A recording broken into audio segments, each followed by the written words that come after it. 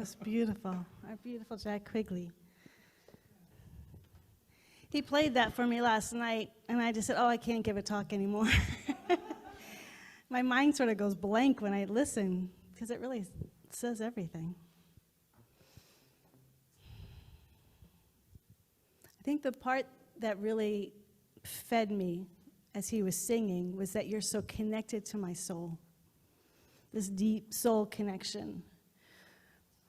People are transitioned to the other side of the veil all of the time, but these beautiful beings, the beings in your heart and soul, are the people that have had a deep connection to you personally. So there's an engagement, there's a back and forth engagement. They've touched you and you have felt connected to them because of that. There's a flow. And it's not just on the surface. It's not just because your lives, you said hello a couple times, or your personality. It's this deep, abiding soul connection. And that's what makes it so tender, what makes it so bittersweet. I remember I was one time walking, actually I was walking in a cemetery because I just like walking in cemeteries, but I was walking and suddenly this wave of missing my dad came over me, and I was crying and crying, but I was aware of, and I know most of you have felt this, I would say all of you, but that seems presumptuous, but I'm guessing if you've had any grief, that feeling of when the wave comes over you, there's such a deep sadness, but there's a little bit of a joy. It's a bittersweet feeling, because wow, to have someone that you feel that in love with, who connected with your soul so deeply. And we know what a gift that is, because we meet hundreds of people. We meet, well, maybe not hundreds every day, but we meet lots of people. We're crossing people's paths every day, online now, as well as in person. But it's a rarer thing when that, we know how special it is when our souls connect. When we have that soul connection, we're like, ah, this is different. This something is deeper and wider. And that's why it's so precious. And that's why the grief can be so profound, is because we know it isn't repeatable. That we know that it's not something that we can just do over and over with anybody, with any person. And so we feel the depth of that love, we feel that depth of connection. There's that feeling, yes, we welcome all beings. There's that feeling of, well, actually, I like the image of the iceberg. Remember the iceberg? So you have the 10% of the icebergs above water, and then 90% of the iceberg is below water.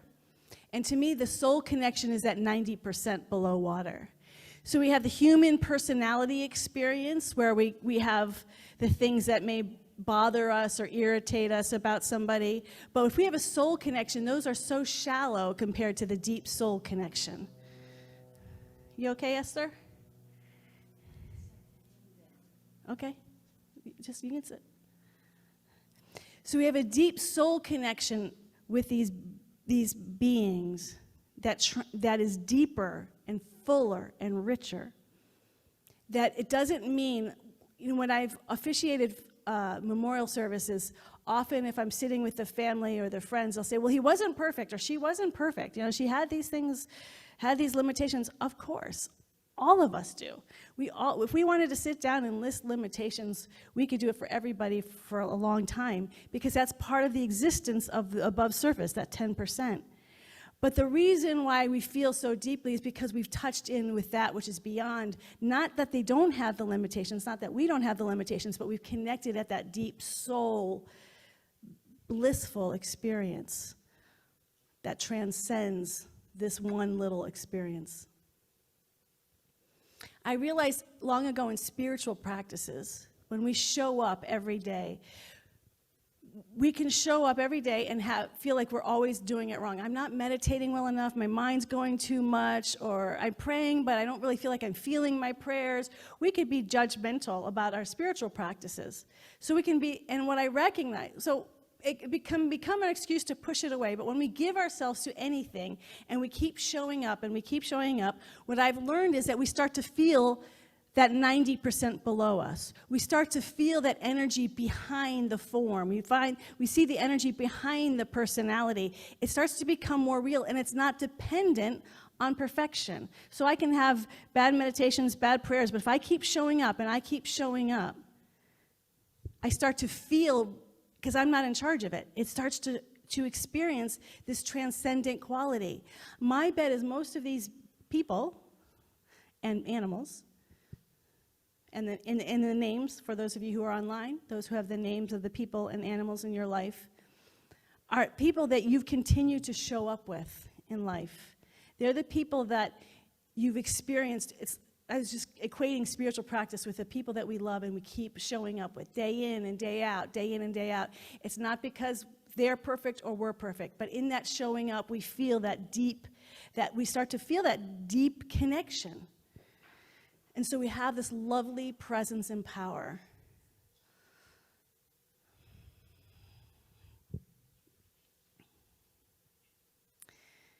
I was challenged once by Krishnamurti, and I liked being challenged because it always makes me grow. And what he said was that he thought grief was selfish. And the reason why he felt grief was selfish is he said, every one of these beautiful beings are totally fine. That iceberg is full of life. You can look at it. Another imagery is, I've also heard the hot air balloon, where there's a big hot air balloon, and then there's a little basket. And we're the little basket, and this beautiful hot air is just full of light and joy, and we have so much to look forward to, and this is just the beginning of the journey. So there's nothing to be sad about. They're on this incredible journey. They're experiencing the fullness of life. So to say we're sad for them is not understanding who we are as spiritual beings, right? That they're totally fine. They're surrounded by beings of light. They're being supported and loved and healed and growing and evolving. Their life has not ended. Their life is continuing on this greatest adventure. So he was challenging his students of so what are you sad about? If you know that they're totally fine, and what are you sad about? And so I had to be with that. And what we're sad about is their physical presence here. That we don't get to, yes, they're still with us. Yes, they're still in that, can have that connection. But I can't just call them up on the phone or say, let's have dinner together, or just feel that physical connection, or hear their voice, the sound of their voice, see the sight of their physical body. That has all ended. That particular experience has ended. And that's where the grief comes in. We feel this deep and abiding sadness. And so how do we deal with this grief? Knowing that they're fine, but on this side of the veil, these beings that we've had such a deep soul connection with have departed. I was listening to how animals do grief. And there was these wonderful stories. There was a story of an orca whale who carried her child for 17 months. And then when the baby was born, it didn't survive, and it died. And normally they let the baby just slide away, or whoever dies in the orca community. But she wouldn't let go. And she had kept the baby on her back for 17 days. And every time the baby would slip off, she would dive down underneath her and lift her up again. And she swam for 1,000 miles because her heart was aching. There was another story I saw of these elephants, and an elephant was sort of in its last, and it fell, and another elephant came over and was trying to lift her, use all that it could to lift. She stood up and then fell again, and she died. And then another elephant came and held vigil, and they said for 5 days, elephants from different families all came and almost paid respects. The animal kingdom is very attuned to grief, and they don't analyze it, they just feel it. A mother monkey lost her daughter, and when her daughter died, she just left her community. For her, it was a solo, a way to just go off and just grieve, and then she came back to the community. There were 2 ducks that they saved. They were farming ducks, and they were feeding them a lot, and they were getting sicker and sicker, so they weren't good to eat, but they were also pretty sick, so they put them in a sanctuary, and they needed each other. They stuck in this little sanctuary. They just were best friends and went everywhere together.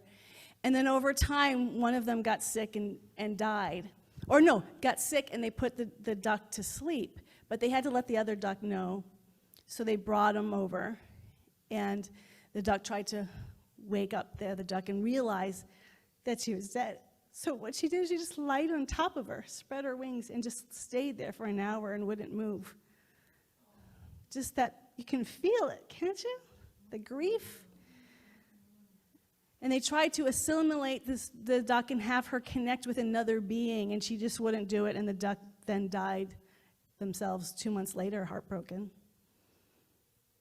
On another note, a donkey came into a sanctuary. There was no other donkeys. It was by itself. Then finally connected with a horse. They were best friends. The horse died, and they have a picture of the donkey on top of the horse's grave. The donkey would not eat. It would not sleep. It wouldn't come in. It would not leave that grave. And it would pound at the grave and bay at the grave. And it was so sad and grieving. But they were eventually, over time, able to assimilate and find it another friend that it hung, because we need each other. We need each other on this planet. We can't do it alone. What I love about these stories is they all are grieving differently, but it's raw. They don't have a thing of it should look this way, or you're supposed to behave this way. It's just, you can feel the energy of their heart, of that deep soul connection, and it's not with every animal. These are very special connections that they're feeling with other animals, sometimes of their same species and different species, but it's something's happened, that connection, and that's what all of these beautiful beings here and the names that we're calling forth today are, these beings that we've had in our life, that deep and special connection, and we have each other to support us as we say goodbye, as we celebrate their lives.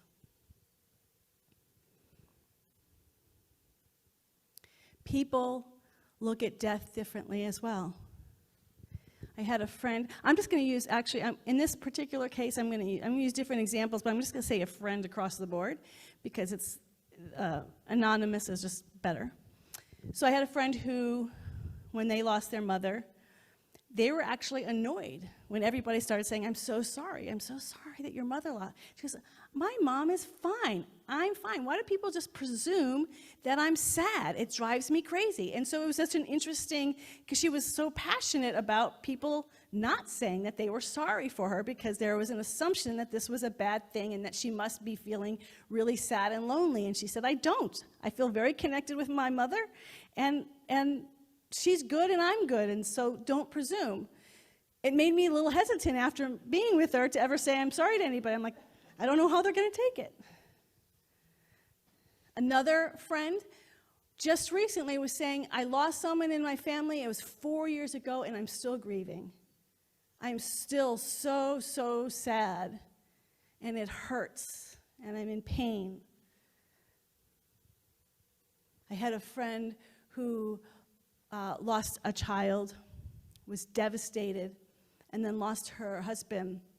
And for her, that she said that really helped her to think that she didn't think, that's felt, believed in the depth of her soul that her husband and her child were now together and comforting and caring for her, and that gave her peace and comfort.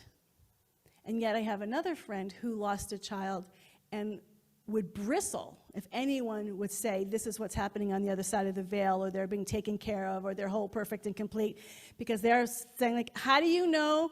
Nobody here, none of us have fully died, and until we fully die, none of us know, so don't presume to tell me anything about what the other side of the veil is or how my daughter is, and did not like it if you were saying that, anything that was sort of positive about it. Just be still. Don't presume how I feel. Isn't it amazing, these wonderful, powerful ways we deal with grief? I have a friend whose husband just recently, out of the blue, got very sick and looks like he's going to make his transition. No sign, they're young, and it's just there. But they're both meditators.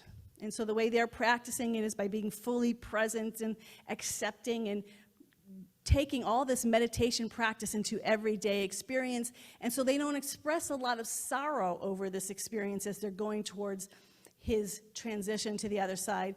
It's just a lot of awe and gratitude for the Spirit working through and as them, and other people are finding that difficult, like, why aren't they sadder, or this is a terrible thing, right?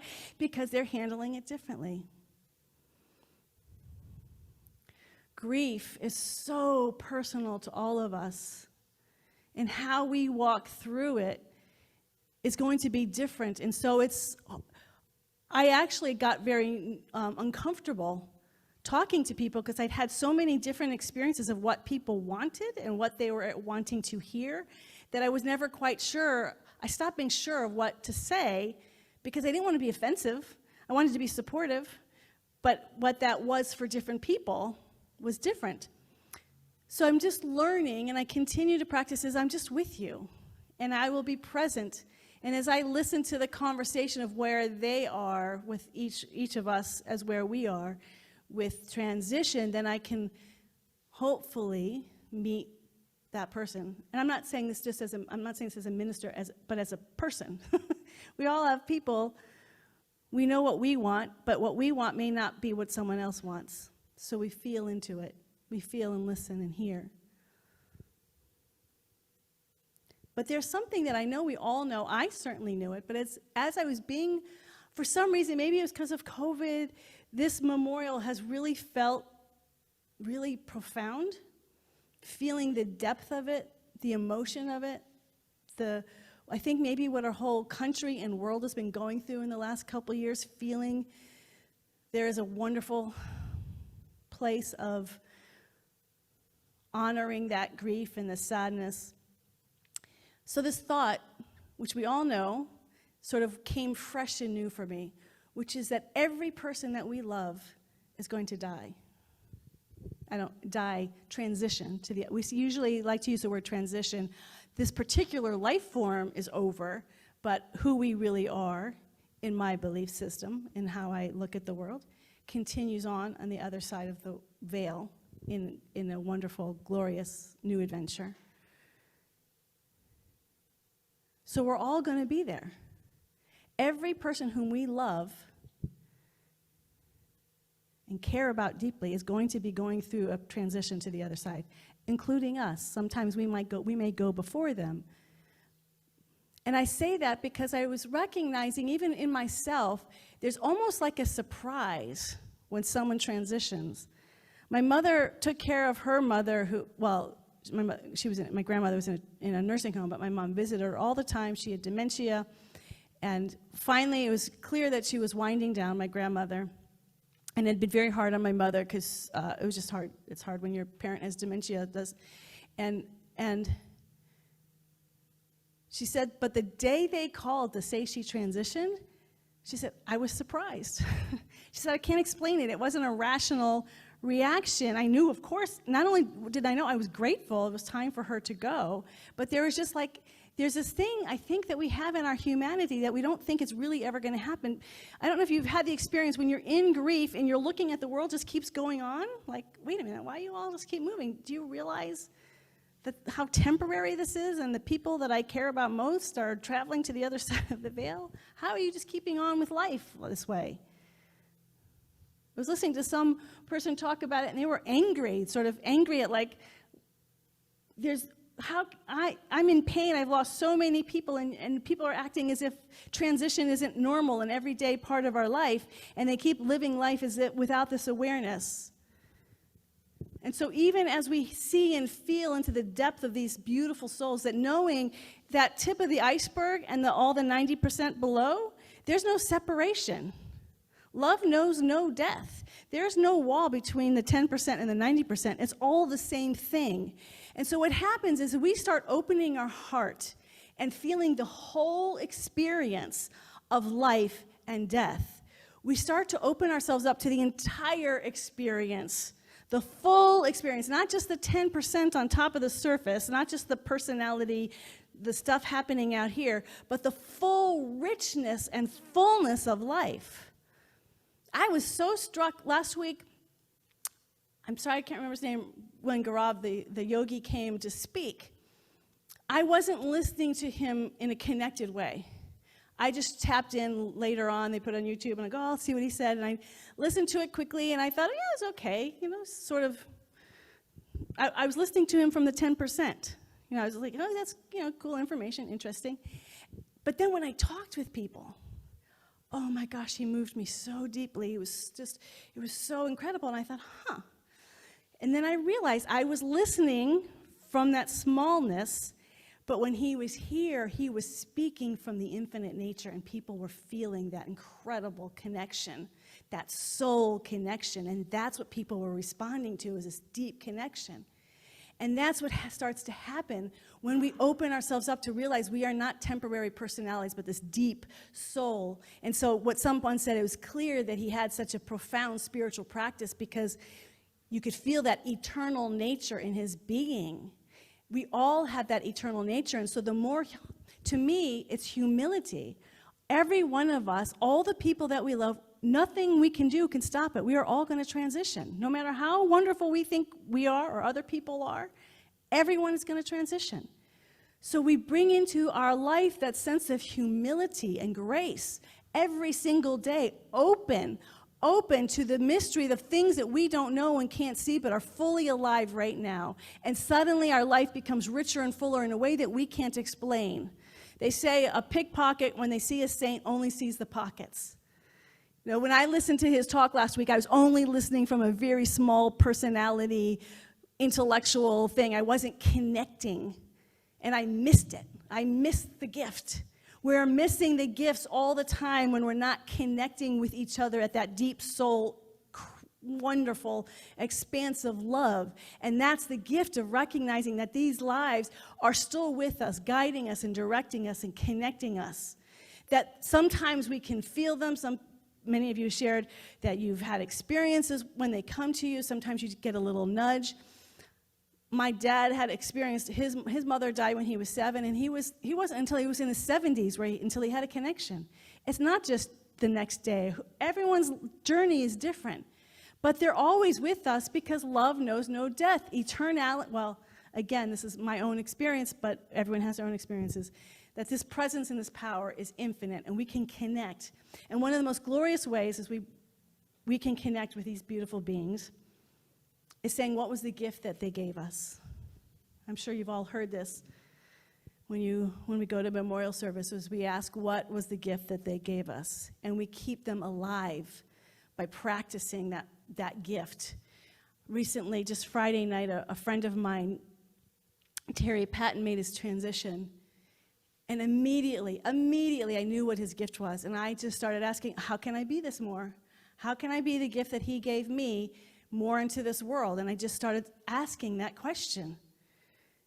It's when we say yes to that gift, we're bringing them alive. That 90% soul connection that we've had with them, we're bringing them up to the 10%.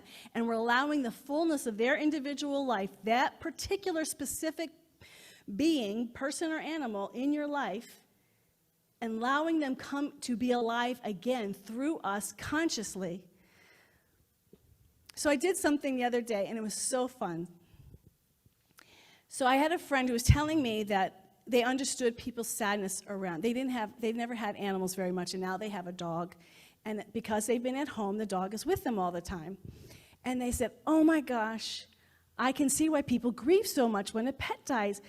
This dog follows me everywhere, is always so happy, wagging his tail, loving me.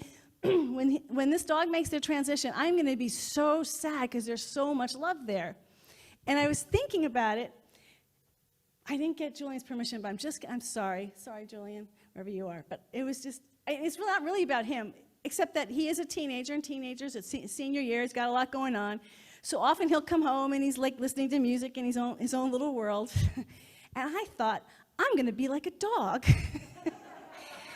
So I just sort of pictured myself wagging my tail. And I just came, and he came in, I'm like, Julian, I'm so happy to see you. And I can't tell you, this big smile. He came out of this little internal world he was in, and just this big smile. He goes, hi, Mom. and he gave me a big hug.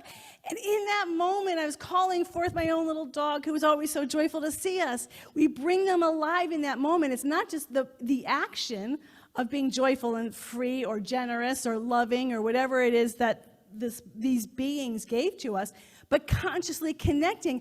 I am giving this quality in this person's spirit, in their name, and that there's something that it's like we're welcoming him back into our life.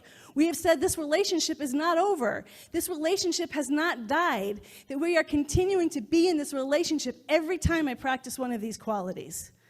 And then we start to feel this joyfulness that life never ends, that life is truly eternal. It doesn't mean we don't feel grief, but at the same time, we absolutely can practice every day with those beings that we love, the gift that they gave to us by welcoming them back, by giving that gift to others. I'll meet you there when we let go of all judgment, of all separation. The fullness of that connection is always fully present. So let's shift now into this wonderful presence as we're going to honor these beautiful beings this morning. I'm just going to invite you all just to take a deep breath.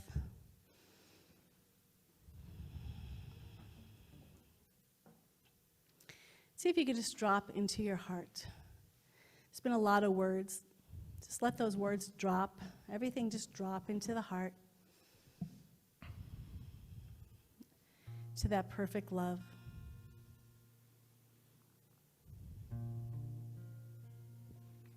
And now we're going to invite you. Jack's going to play some music. And for those of you who are present, we are going to invite you to come forward. You can go in different places. To come and light a candle for any person that is up here. One candle per person, because we don't have enough candles for everybody. So if you have multiple beings up here, I don't want to say person, beings. If you have multiple, just light one candle and bless them, and then you'll sit down. And at one point, Jack will stop singing, and Jerry will bless us by the reading of the names for people on Zoom and here of those people we are honoring and loving and blessing this beautiful sacred morning. So, as Jack begins to sing, you are welcome to come and light a candle. I will remember you. Will you remember me? Don't let your life pass you by.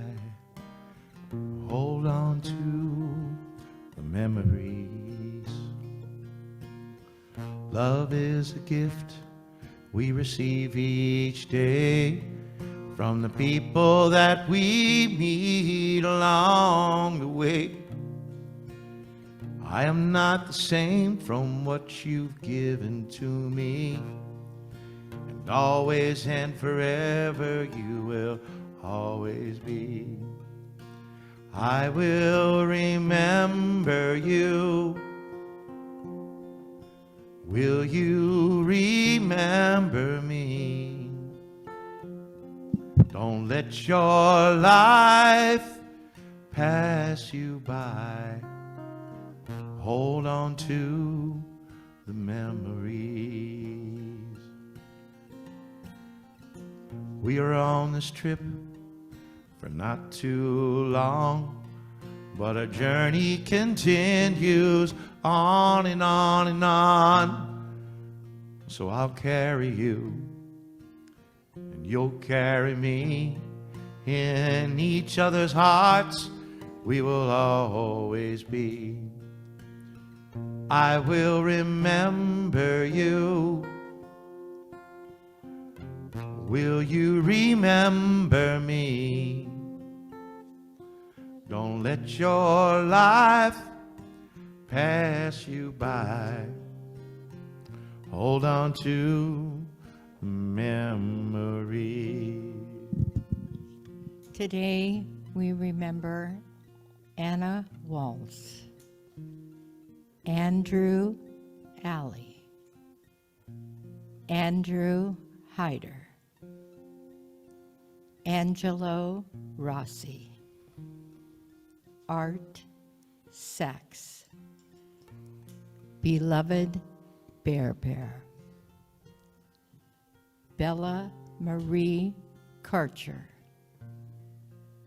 Bob Woods, Bobette Smith, Brian Pinkerton, Kara Rawl, Carol Bemis, Catalina Kathy Ramos, Claire Nelson, Kurt Bennett, Unforgettable Eli, Elizabeth Jane Truro, Fred Stiles, Jim Hawkins, Joan Rossi, Joseph Kenneth Myers, Imelda Segovia, Karen Marie Vetter, Kevin Terrell, Kimmy Cat, Leonard Rawson, Marie Padilla, Marilyn Enos, Marilyn Russo, Mary Jane Alley, Mary Siepert, Matthew Graber, Maureen Kostalnik, Michael Orona, Patricia Fitzpatrick, Peter Rossi, Phyllis Quigley, Phyllis Quigley Schul, Reese Willard, Richard Waltz, Robert Rosenberg, Unforgettable Rocco, Ruth Rosenberg, Sweet Beloved Savannah, Stanley McCracken, the Reverend Sue Tenike, Terry Patton, Tom Brown, Tom Ike, Tom McCormick, Unforgettable Utsi, Yvonne Oliver, blessed be. I will remember you. Will you remember me? Don't let your life pass you by. Hold on to the memory.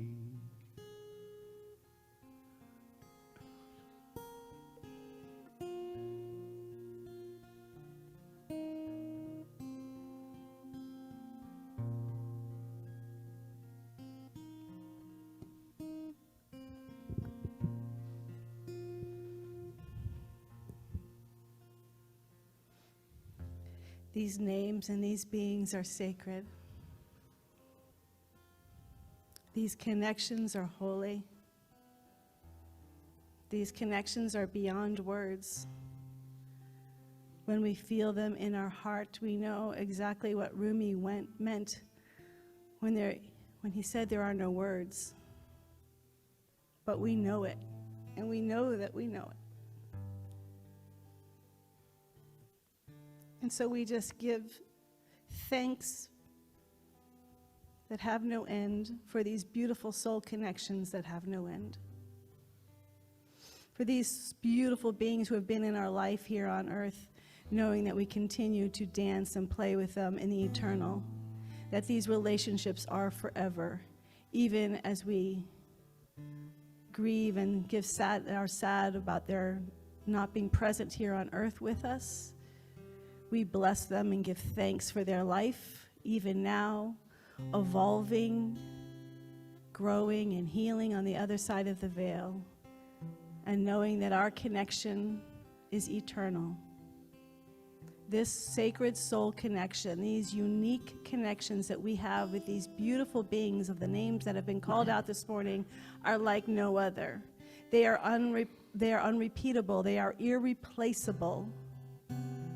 They are God's gift to us. And so we honor that gift. We honor these beautiful gifts. And just say, thank you, God. In deep abiding love, we let it be. And we say together now, and so it is.